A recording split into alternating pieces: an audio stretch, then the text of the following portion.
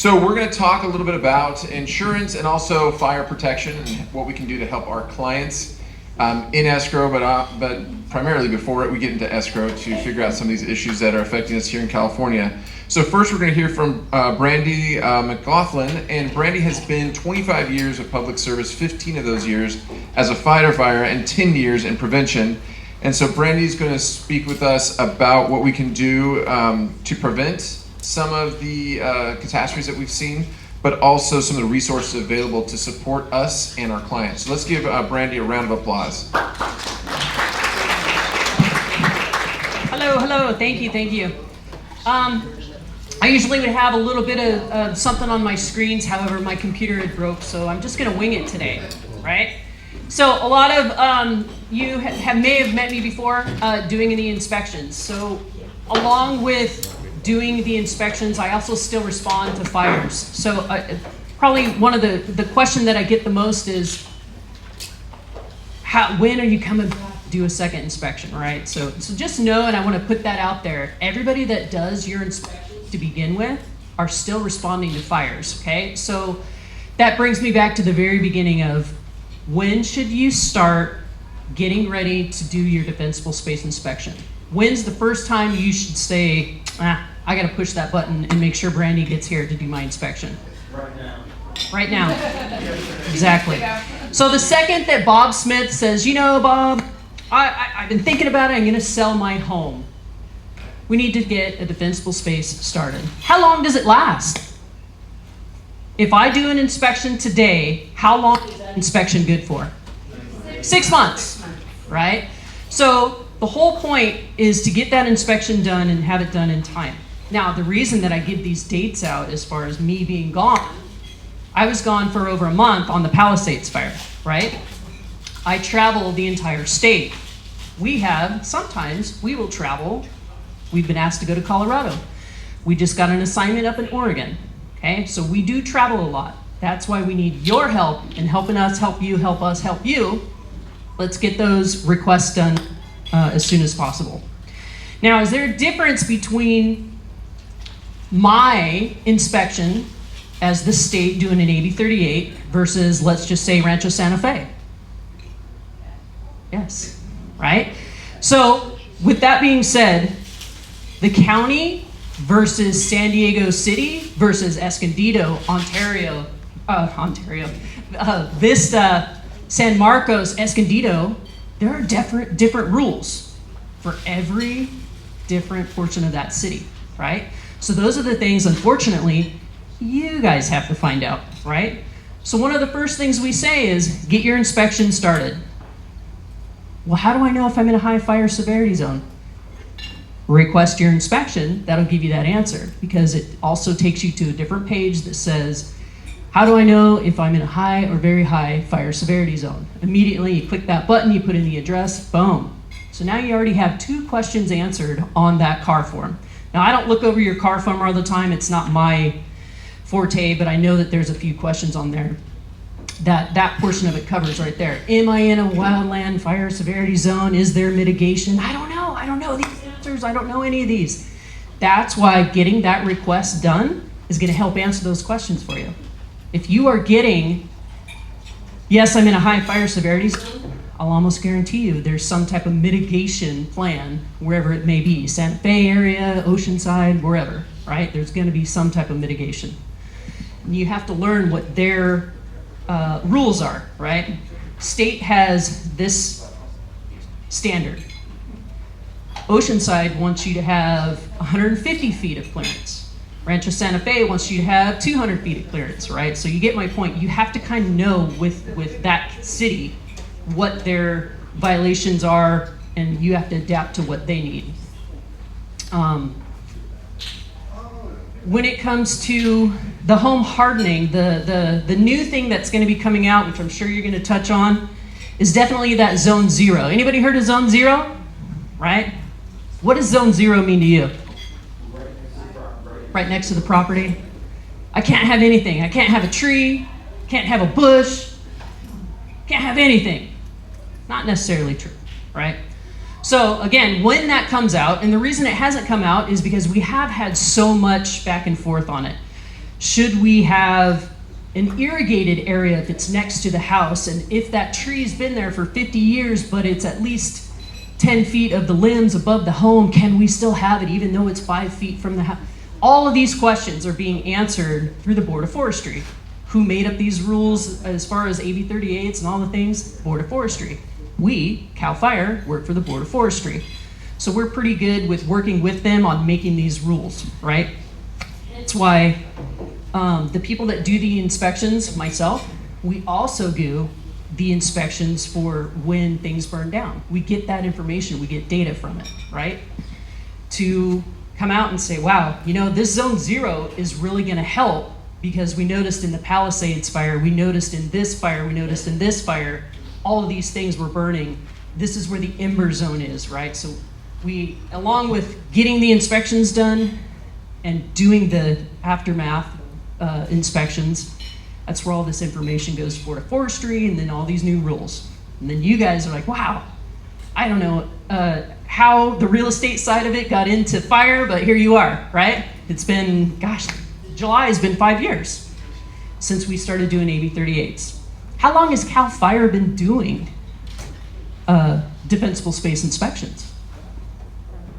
60 years.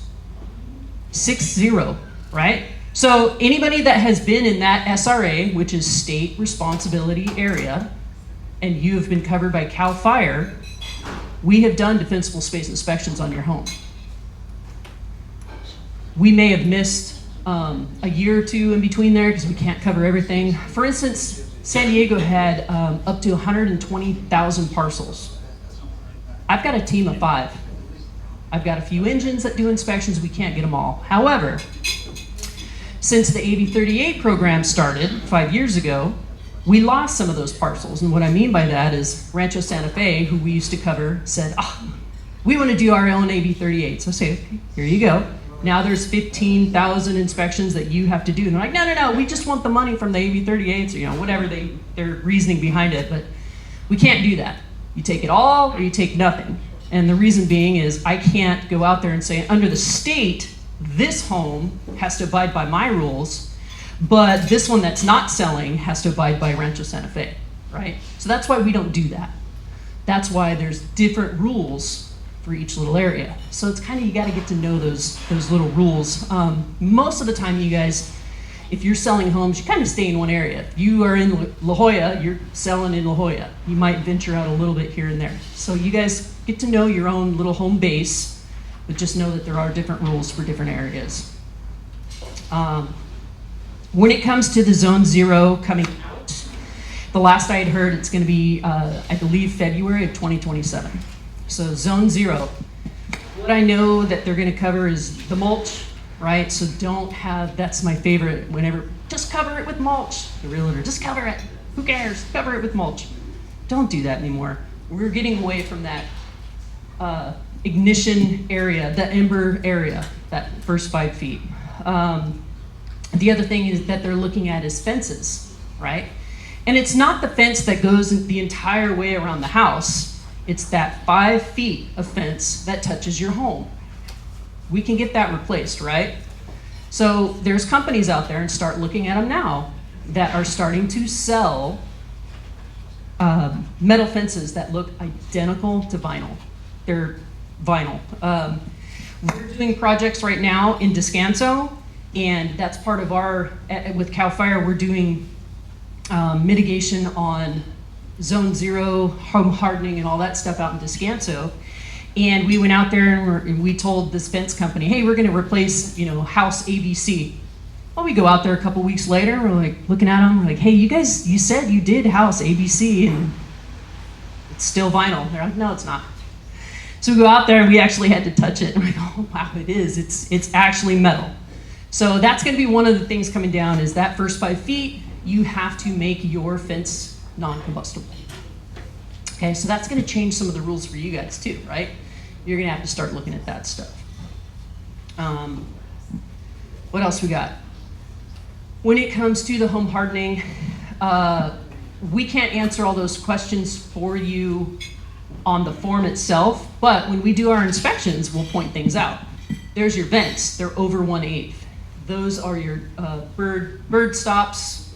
What else do we cover? Your single pane windows, your tile roof, or your asphalt. There's very few homes here that have the wood shingled home roof lines, but we could point out some of those things for you, so that way you can write it on the car form. Some people just don't know. And I know that you guys aren't supposed to fill out that car form. I can't fill it out for you. That owner's supposed to. But we could point out a few things on the home hardening. I know there's going to be a Q&A question after this, but I did want to write down, or have you write down our website. And the reason for our website is this. No matter if you have a inspection that's going to be done in San Diego City, Escondido, wherever it may be, our website will get you there. If it is not in our area, we'll give you an email back that says, hey, this isn't ours, this is Escondido's, you need to contact them. On the vice versa that, if you get a hold of Escondido, very rarely will they contact you and say, hey, yeah, you got a hold of the wrong department, right? Some of you have probably had that happen. So, do I have any other questions that I could answer right off the top? Yeah.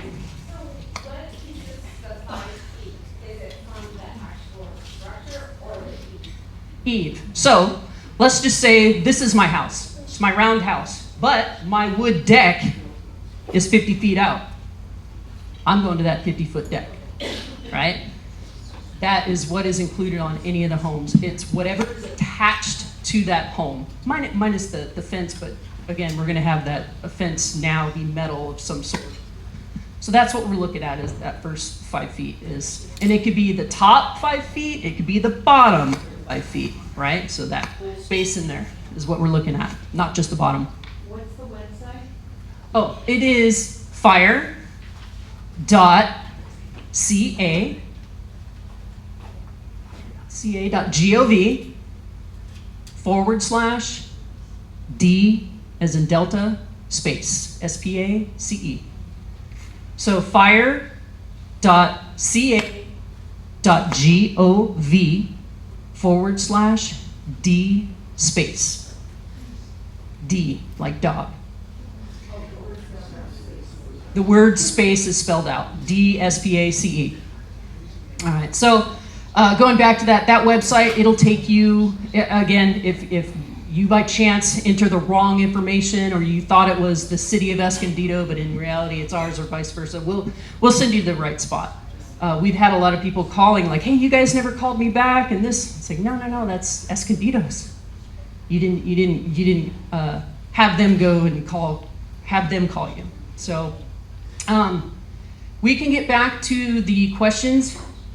You're going to present next, and we'll do some more questions. Have some ideas. Get your pieces of paper out, and I'll try and answer any questions I can for you. All right? Thank you.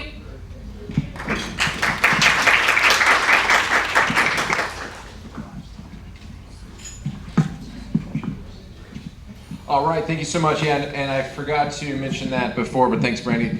That we'll do questions and answers. So if you're, as they're up here, as Brandi and Julio are talking, if you've got a question, write it down, and we're going to go over those. And we also have a couple that were submitted that we'll kind of go over and ask both of our speakers today. So our second speaker is Julio Juarez, and she is with the California Department of Insurance Community Outreach, or Community Relations and Outreach Branch. Julio's been 25 years with the department. 25 years? Not with. Okay. With the state, sorry, with the state. And since 2019, is this correctly, 1,200 town halls, presentations, and events. So Julie knows what she's doing. So we're gonna have her come up here and chat with us about insurance, what we can do. And this is all for us to take back to our clients and share these things with them. So let's give a round of applause for Julio Juarez. Thank you very much. Good afternoon. It is a pleasure to be here with all of you. Thank you so much for making the time to be here and have this conversation. Insurance is not very sexy. It's not very fun, but it is important because it is necessary for everything that we do. So I really appreciate the time that you're giving us. And I have not done all 1,200 myself. We have a team, and here with us is actually Yolanda, who is your local San Diego representative for the Department of Insurance. So in the future, if you are doing events in a local community, and you want to come in and talk to you about what's going on, be available to work with you on that. So we'll make sure that you have her information as well. So let me just give you just a rundown of what is going on with the insurance market that you have been aware. For a little bit, we have been going through a bit of an insurance crisis. And so the reason for that is because after Proposition 103, when we basically decided that we're going to, elect the insurance commissioner, but rather that is not going to be just a general position within California, but rather we're going to elect them. And then we also made some rules for insurance companies. If they want to raise rates, we have to review their books. All of that happened over 30 years ago. And ever since then, we had not really made major changes to insurance. And so we have learned there are different things that have happened since then. We have had historic inflation. Everything has gone up. The cost of reinsurance, which is the insurance for insurance companies, has also gone up and comes in and out and is not regulated by anyone. As you know, insurance companies are conglomerates, world conglomerates that do business worldwide. And so the reinsurance is not something that they can purchase in our locally. So that is why that has gone up incredibly.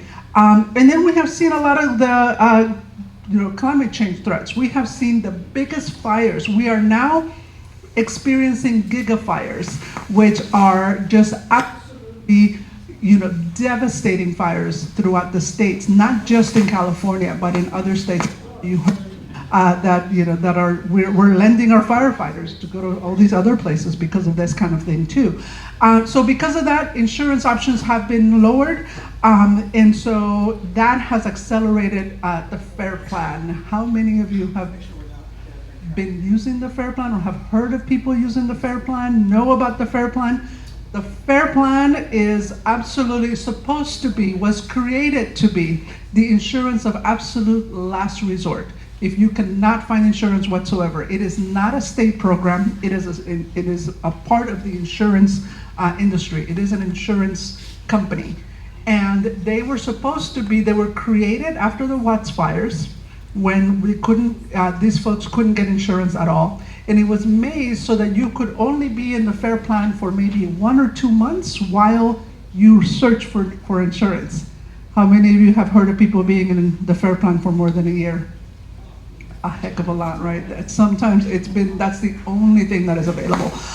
So what happened was we had our 12 companies, top 12 companies, that actually are responsible for about 85% of the market.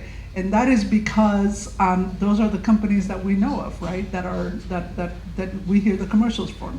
But there are over 130 companies that are actually selling insurance in the state, homeowners insurance in the state. And in order to sell homeowners insurance in the state, you have to be vetted by the Department of Insurance and have to go through the whole process. So there are other insurance companies, but most of us, me included, will go to those top 12 companies. So since 2022, 7 of those top 12 insurance companies basically just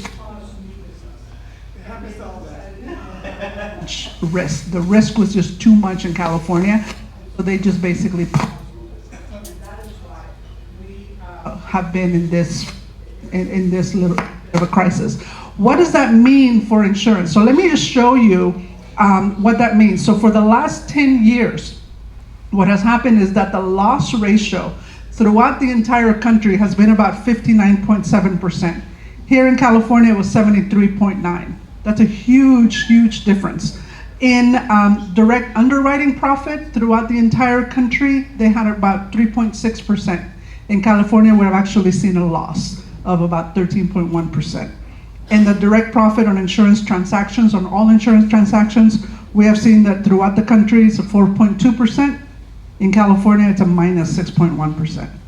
And the direct return on net worth throughout the country is about 7%. In California, it's only about 0.8%. So that has been the biggest issue. This is why we are where we are. What does that mean? It means if you look over here on the right, just kind of have listed the number of billion-dollar losses that we have seen in disasters, with all the different disasters. And you see, you know, from the 80s, 90s, everything was pretty much, you know, went up and down, but pretty normal. We hit the 2020s, and it just skyrocketed. So the losses that we have seen, we think we have been paying insurance companies for years, they should be able to cover everything. Well, from the CALFIRE, which was the biggest fire that we have seen, where an entire community was decimated, all of the losses that that insurance companies had to cover for that really decimated also those books. And so that has been one of the major reasons why this has been in fluctuation. So what have we been doing? What the commissioner decided to do was, first and foremost, Commissioner came on board. The CALFIRE happened in 2018. Commissioner Lara started in 2019, so January 2019. So literally, the fire happened, and we came in to kind of figure out what was going on. What happened at that time was Commissioner Lara went to every single county in the state and tried to find, you know, kind of did a listening session. What are the issues that you are seeing? What are the things that are happening in the local communities? And so from there, we created the Safer from Wildfires framework. And what that does, it mandates insurance companies to offer premium discounts so that homeowners that actually bring down the risk, so wildfire mitigation, they would get actually rewarded for that. So that has been the main issue with Safer from Wildfires. I'm going to go into more detail about that. Then we created the insurance strategy, which was, you know, a few years later. As we were looking at what, you know, even though, you know, we had the Safer from Wildfires, what do we need to do to make sure that insurance companies are viable so that they can continue to sell insurance? Because one thing about the commissioner in the Department of Insurance, we cannot compel or make insurance companies sell insurance to anybody. Insurance is a business, and so the department has to figure out that balance between you being able to sell insurance, make a profit, and be able to cover all the expenses if there was a major issue, and then for consumers to make sure that they are not being oh my goodness, the word just escaped me. So apologies for that. But basically for ensure that consumers are being taken care of, that they are not being taken advantage of in any way, shape, or form. So that has been, that is absolutely what we have to do. So with the insurance strategy, the sustainable insurance strategy, we looked at catastrophe models. So basically, with Prop 103, what we used to do is say to insurance companies, we're going to look at the last 10 years of all of your losses, and then looking at all of that and what happened, then we will look for the future to say that's how much you're going to be able to charge because of the losses that you have had. Well, we had this huge loss, and so then that kind of screwed up the market altogether. So that doesn't make sense anymore. So now what we did is let's use technology and look at what are the losses that we should expect because of all of the different things that could go wrong in particular places. And so now, if you actually do your work of mitigating your home and being able to do that, then we are able to actually look at your actual community and tell you what you should be paying that is appropriate to what you should be, what you have done to mitigate your place. Whereas before, insurance companies were saying, you know what, this entire zip code is just too much, so we're just going to get rid of everybody in the entire zip code. So people were just being non-renewed left and right. Just there's no insurance available. So now with catastrophe modeling, we're actually able to see a lot more clear, and now we're going to be able to charge what we're supposed to charge. So that's the point of catastrophe modeling. It is more precise, and you get your actual price, your risk price. Then we also have, I'll go into much more detail on this, just so that you know exactly what does that mean for you. And then finally, moving forward, last year, the legislature approved the California Safe Homes Grant Program. And what that program is going to allow for consumers to apply, for cities to apply, to get $10,000 grants for homeowners who are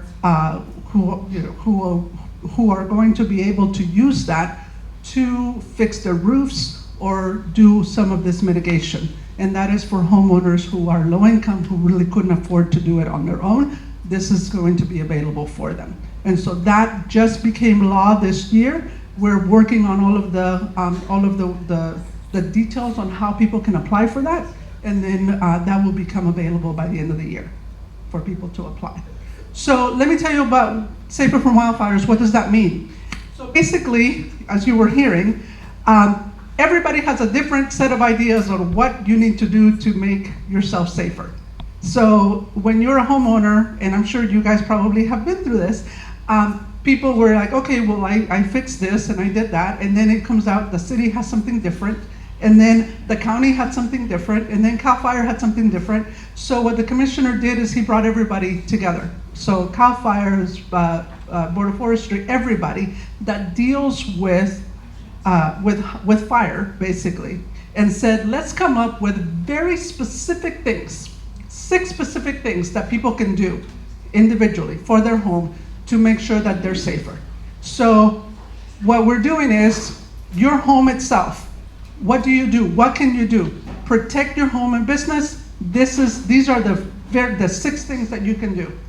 Your class A fire rated roof, 5-foot ember resistance zone, very specific things that you can do.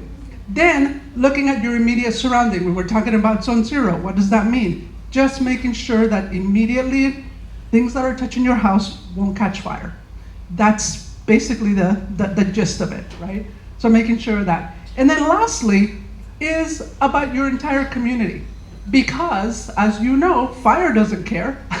And so if somebody has something going on over there down the street and their home is a mess and that catches on fire, embers go everywhere. And so it doesn't matter how much you tried to do if your entire community can catch on fire. So what we did is we worked with Firewise USA and Firewise and fire risk reduction communities. What those are is if you have a community, if you're in a community, you can get together with 8 of your neighbors and create a Firewise council. And that is, then you guys can basically look out for each other, make sure that everybody's doing what they're supposed to do to keep each other, keep the whole place safer. And what you can do about that is that you can actually apply for grants with that. Because then that community then becomes an organization that you can get grants from CALFIRE, from CalOES, that you can actually use to mitigate and actually, put that money to work. So you can create a Firewise community with 8 or up to 2,500 homes can be a part of a Firewise community.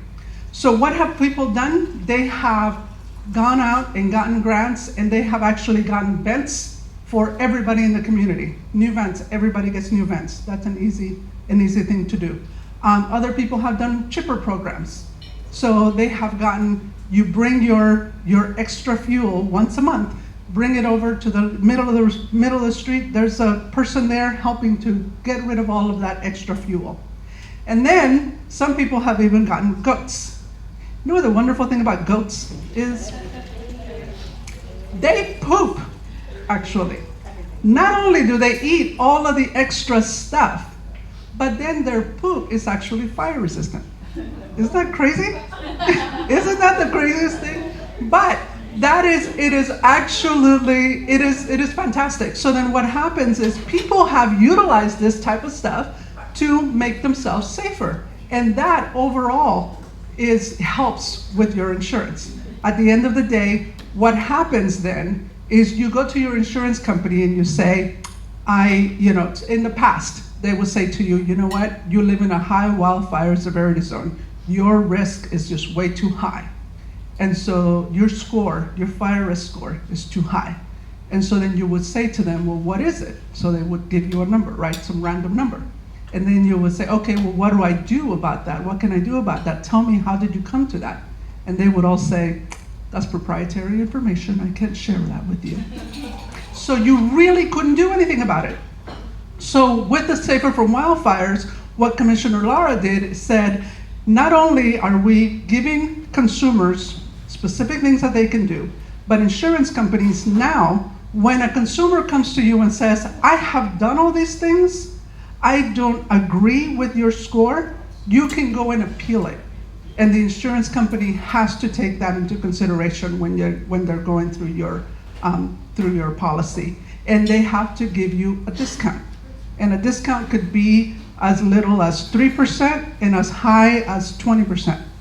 So it could be, it depends on what you do. And basically, the more you do, the more of a discount you can get. If your insurance company still comes back to you and says, yeah, we don't agree, you have the Department of Insurance that you can call, and we will talk to the insurance company on your behalf. So I want to make sure at the end of my presentation, you're going to have a number where you can reach us, and we can work with you on that. So I wanted to share with you what does the whole, what is the differences between wildfire prepared home and one that isn't. So, and normally, if you can actually see the video, would be great, but it doesn't allow me. But basically what it shows is, if you look at the wildfire prepared home, you still have bushes, you still have trees. They just happen to be